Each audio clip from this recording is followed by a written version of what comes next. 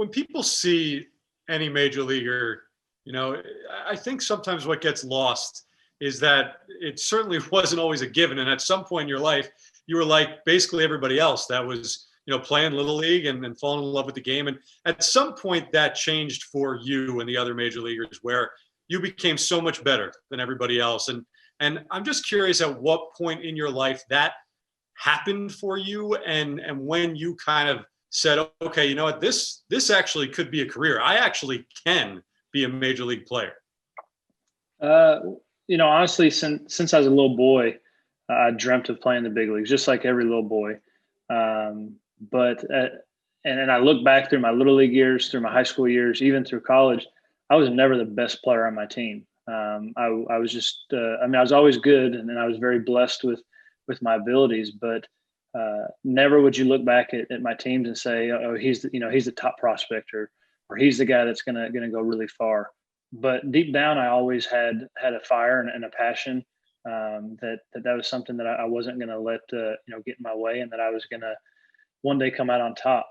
When you look at this current team, I know you're somebody who, you've talked a lot about the importance of relationships and building that rapport with your pitchers. How many of the current Mets pitchers have you been able to speak with, and any one or two conversations really stand out so far? Well, Steven Matz and Brad Brock, we actually trained together in the off season. We all live in the Nashville area.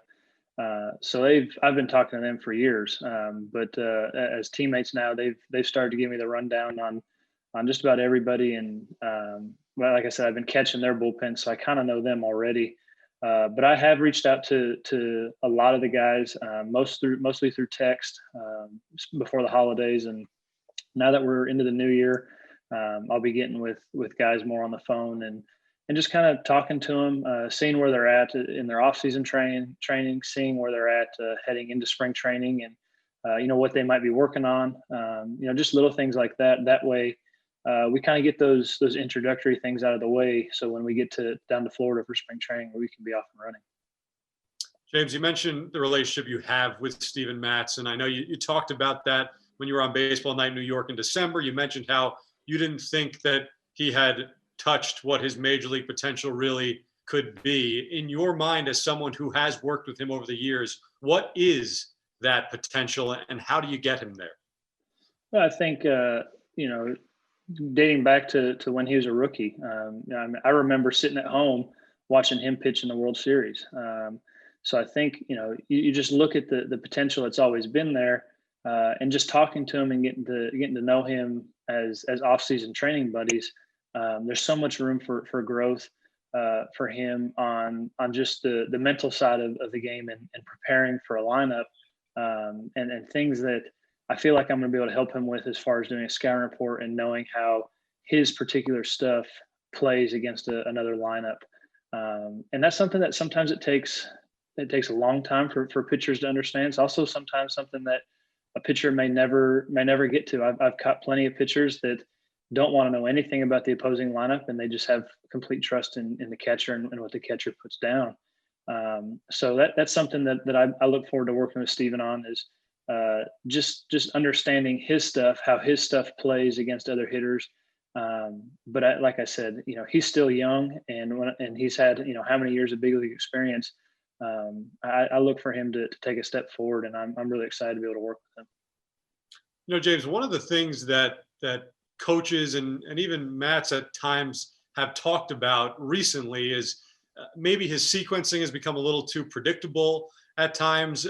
As a catcher who does do that level of studying and does like to take charge behind the plate, do you feel almost a personal responsibility with someone who you have a relationship with in Steven Matz to get back there and be able to maybe see things in a different way and maybe unlock that potential a little bit more?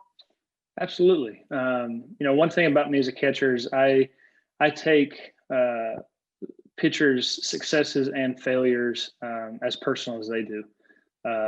Probably not the successes, because I like to let them kind of have that, but the failures I take just as hard, if not harder, because I take so much pride in what I do and what where I'm trying to get those pitchers. So yeah, I do take it, personally from the standpoint that I want each and every pitcher to succeed, but especially someone like Matz, who I've had a relationship with prior to coming to the Mets. So one thing I absolutely loved in your introductory press conference back in December was how you were talking about how you like the numbers to be your baseline, but then you have to go out and trust your eyes in the game. And I feel like as the analytics have grown in the game, that art and that ability to trust yourself as a player, it's seemingly gotten lost with some across the game. Why is that something that is so critical in your mind, and what types of adjustments can that legitimately lead to while you're out there on the field? Well, the thing about the numbers is, and the analytics is that there's so many of them that they can become paralyzing. There's so many different things that you can study. There's so many different things that can be thrown at you, and honestly, you can skew any number you want to make you believe one certain thing. So it's important to understand what numbers are important and what numbers aren't as important, and then be able to have that knowledge, but also, like I said, being able to go off script. The example that I always talk about is the numbers and the analytics. They come from computers. They come from algorithms. They come from quote unquote robots. Well, I've yet to see a robot play Major League Baseball. You see hitters get out in their front foot all the time and still do damage on a breaking ball that's down out of the zone. Well, a robot who's programmed to hit a fastball probably is not going to be able to make that adjustment. So it's the same type thing of having those numbers as a baseline and then be able to make the adjustment in game. If you've got a guy on the mound who is fastball dominant and he comes out there in the middle of July and he can't find his fastball in the strike zone, well, you got to find a way to get him through, however many innings he's got to pitch. He's got to, move to his off-speed pitch. James, really great stuff. Can't thank you enough for joining us yet again this offseason. Happy New Year to you and your family. Stay safe, and we'll see you soon enough. All right. Thanks for having me on. Y'all take care. Look forward to seeing you.